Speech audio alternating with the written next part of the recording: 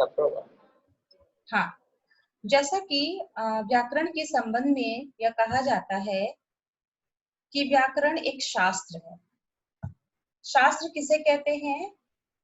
जब कभी भी किसी ग्रंथ का सैद्धांतिक, व्यवहारिक और मूल रूप से विवेचनात्मक अध्ययन किया जाता है, उसके काव्यगत या व्याकरणात्मक या नाट्यगत जो भी विशेषताएं हैं, यानी जो ग्रंथ जिस चीज से संबंधित है, उन सौंदर्यों के प्रतिमानों का विवेचन होता है, तब उसे हम शास्त्रीय ग्रंथ कहते हैं। तो व्याकरण भी एक शास्त्र है, यानी कि जिसमें व्याकरण संबंधित उपमानों का विवेचन किया जाए, उसको व्याकरण शास्त्र कहते हैं। जैसा कि आप सभी के सीसीएस यूनिवर्सिटी के सिलेबस में, एमए के, बीए में, सभी में पाणिनि व्याकरण को ही लिया गया है। यानी कि जो पाणिनि, आचार्य पाणिनि ने अष्टाध्यायी लिखा, उसी को हम पढ़ते हैं। उसी का समास, उसी का कारण, उसी अष्टाध्यायी से कृदंत प्रत्यय, सब कुछ वहीं से लिया गया है। इसको हम लौकिक व्याकरण भी कह सकते हैं। मूल रूप से व्याकरण के दो भाग होते हैं, एक वैदिक व्याकरण जिसे ऐन्द्र व्याकरण भी कहा जाता है, और दूसरा लौकिक व्याकरण। तो जो पाणिनि व्याकरण है वह लौकिक व्याकरण। लौकिक यानी कि यहीं पर पूरा इस लोक व्यवहार में प्रयुक्त किया गया। जैसा कि आप सभी जानते होंगे, प्राचीन काल में, मतलब ज्यादा प्राचीन नहीं, मतलब ऐसी लेटेस्ट ही जानिए तो संस्कृत भाषा जन भाषा थी। लोग संस्कृत में बातें करते थे, कहीं कहीं प्राकृत उसी का विकृत रूप था। तो इस आधार पर एक लौकिक भाषा होने के कारण पाणिनि ने जिस व्याकरण को सम्मत रूप दिया, वह लौकिक व्याकरण कहा गया। जैसा कि आप पहली लाइन देखिए, जहां मैं कर्सर ले जा रही हूँ, पाणिनिना प्रोक्तम पाणिनि व्याकरण, यानी कि पाणिनि के द्वारा जो व्याकरण कहा गया है वह पाणिनि व्याकरण है, वही व्याकरण शास्त्र है। तो उन्होंने कहा है, तो पाणिनि ने अष्टाध्यायी लिखा, ठीक। उसके बाद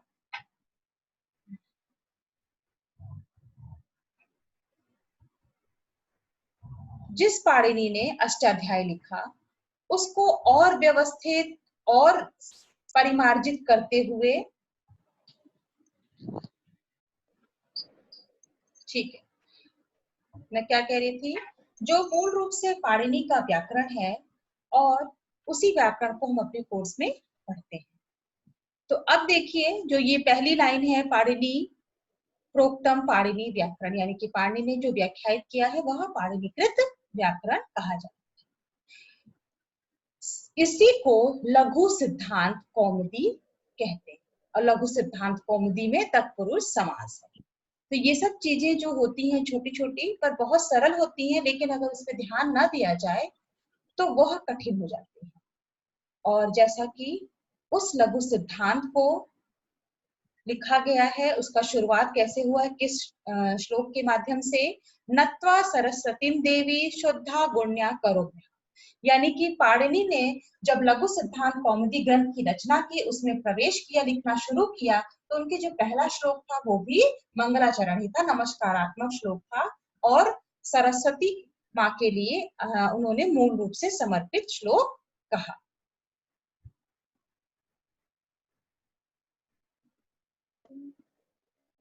अब उसके बाद है नेक्स्ट, कि व्याकरण की जरूरत क्या पड़ी।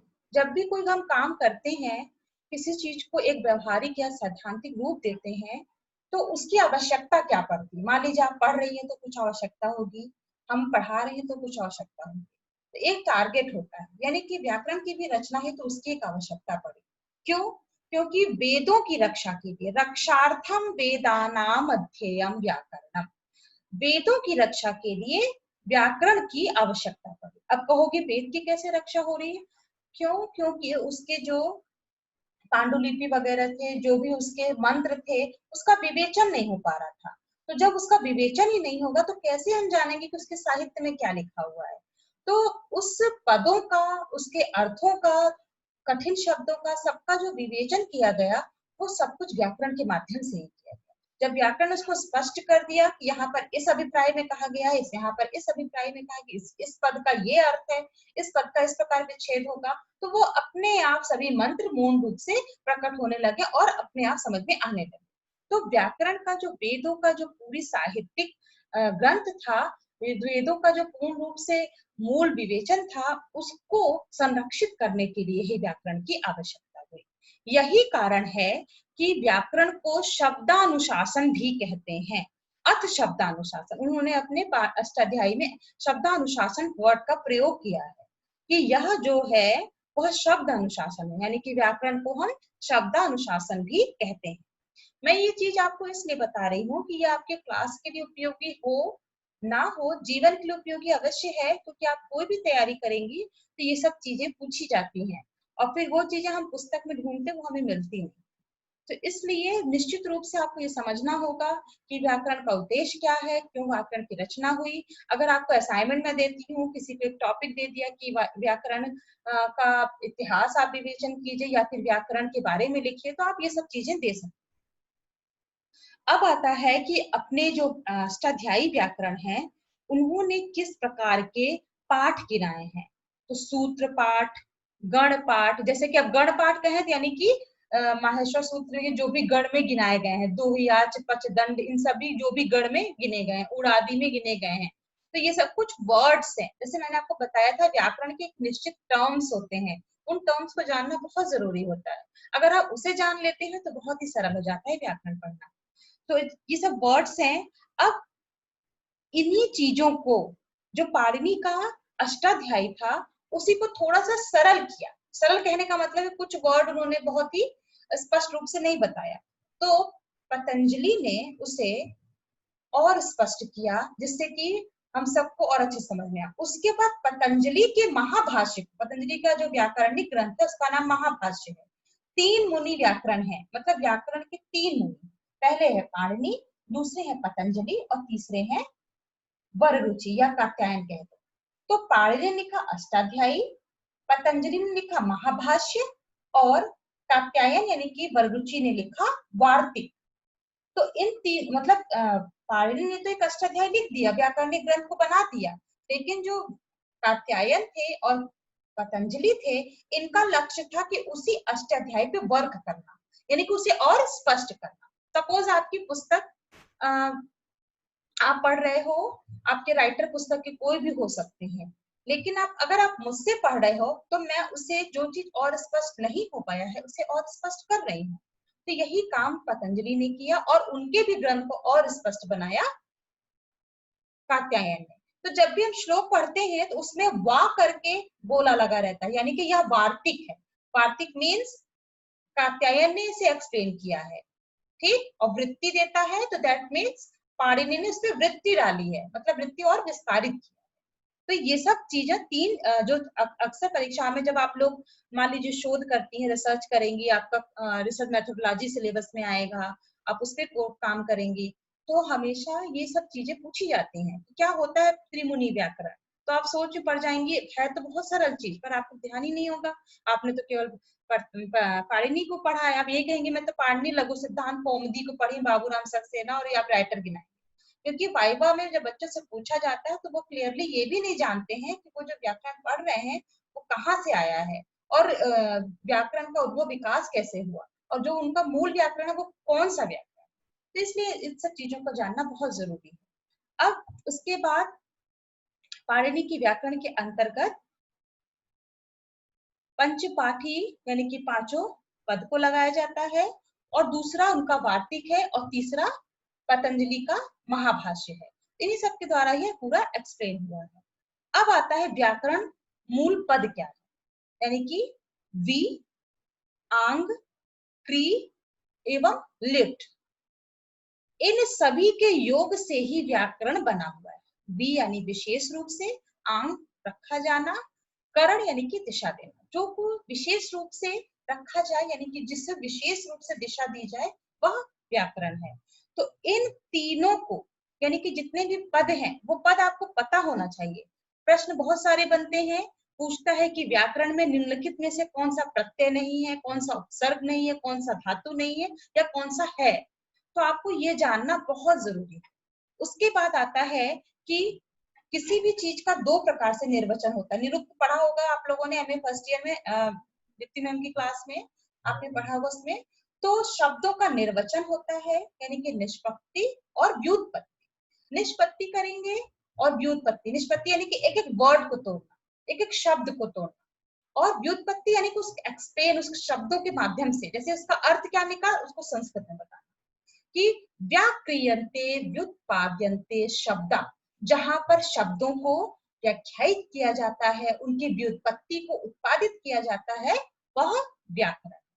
तो ये सब चीजें आपको पता होना चाहिए। आप एमए में आ गई हैं और आपसे पूछा जाए तो आप बता भी सकें, तो इसलिए इसे अपने एकदम जबान में कंठस्थ कीजिए। व्याकरण का जो शब्द विवेचन है, व्याकरण की जो इतिहास है, व्याकरण के जो राइटर हैं, और व्याकरण का शब्द का विवेचन, निर्वचन, निरुक्ति, ये सब आपको पता होना चाहिए। अब आ गए अनुशिष्यन्ते संस्क्रियन्ते वा शब्दा अनेन इति शब्दानुशासन। इसे शब्दानुशासन कहा गया क्योंकि शब्दों का ही तो निर्वचन है। ऐसा तो है नहीं कि बता दिया आपको कि चलो भाई मेघदूतम को बताएगा, ये एक्सप्लेन करेगा कि मेघदूतम क्या है। ये मेघदूतम को नहीं बताएगा, ये मेघदूतम पद को बताएगा। तो इसमें कौन सी विभक्ति है, वो पद कैसे बना, उसका संधि कैसे होगा, उसमें कौन सा प्रत्यय है, उसमें कौन सा समास है, ये सब काम उस व्याकरण का है। तो शब्दों का निर्वचन होने के कारण इसे शब्दानुशासन भी कहते हैं। और पातंजलि ने भी व्याकरण की एक परिभाषा बताई है। जहां मैं कर्सर लगा रही हूं वहां देखिए, लक्ष्य लक्षणे व्याकरण, यानी कि जो भी लक्ष्य है उसका अगर जो लक्षण कर देता है, ऐसे शास्त्र को हम व्याकरण कहते हैं। तो पतंजलि के अनुसार लक्ष्य लक्षणे व्याकरण, और पाणिनि के अनुसार अथ शब्दा अनुशासन, यानी कि शब्द का अनुशासन ही व्याकरण है, और जहां पर लक्ष्य के लक्षण किया जाए वह व्याकरण है। और अगर व्याकरणिक मतलब वैदिक रूप से देखा जाए तो आखिरी लाइन देखिए, आखिरी से एक पहले, मुखम व्याकरणम स्मृतम, जो व्याकरण है वह वेद रूपी जो शरीर है उसका क्या है, मुख। मुख क्यों है, क्योंकि किसी चीज का व्याख्या, किसी चीज को बताना, किसी चीज को कहना आप मुख से करती हैं, तो बहुत बेसिक चीज है ना। तो उस मुख के कारण, यानी कि आप शब्दों का भी निर्वचन करिए तो उसकी उपमा मुख से दी। तो इसमें कोई कंफ्यूजन होने वाली बात नहीं है, उसको आप एकदम अच्छे से समझिए कि वैदिक साहित्य में व्याकरण का क्या स्थान है, लौकिक साहित्य में व्याकरण की आवश्यकता क्यों पड़ी, इन सब चीजों को जानना आपके लिए जरूरी है।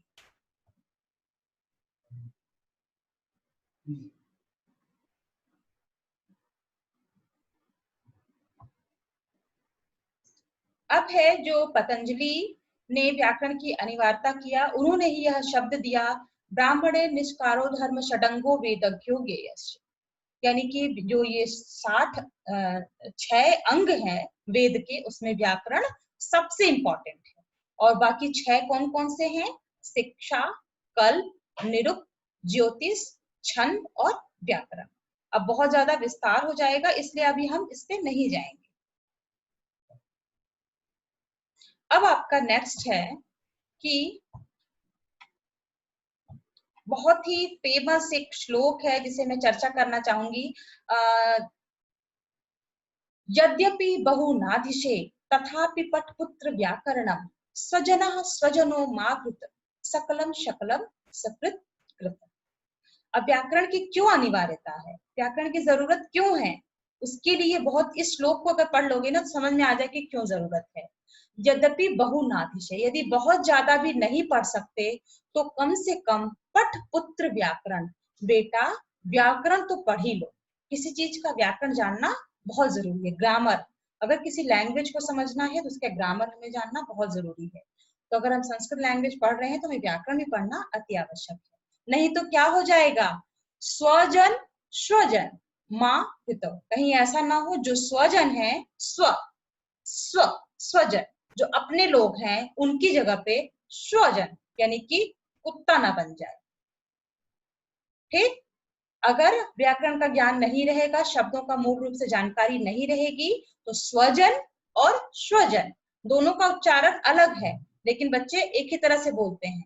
और पता चला स्वजन यानी कि अपने लोग और स्वजन यानी कि कुत्ता, तो अपने लोग कहीं कुत्ता की श्रेणी में ना आ जाए, इसलिए बेटा व्याकरण पढ़ना बहुत जरूरी है। सकलम शकलम सकृत शकृत, कहीं ऐसा ना हो कि सकलम यानी संपूर्ण के स्थान पर शकलम बन जाए। जैसे कोई आपसे कहे कि बेटा क्या आप अपने इसमें से ब्रेकफास्ट शेयर करेंगे, तो आप कहेंगे खुशी खुशी बिल्कुल आप सकलम ले लीजिए, उसकी जगह आप कहीं ये ना कह दे कि शकलम ले लीजिए, मतलब एक टुकड़ा बस लीजिए। तो उससे आपकी व्याकरण की अनभिज्ञता समझ में आएगी कि देखो मैंने इससे जो है इतने प्रेम से मांगा और इतना दिल छोटा करके बोल रही है कि एक टुकड़ा लीजिए। तो इसलिए सकलम, सकलम यानी कि संपूर्ण, और शकलम यानी कि टुकड़ा, इसमें डिफरेंस रह जाए, इसलिए व्याकरण पढ़ना बहुत जरूरी है।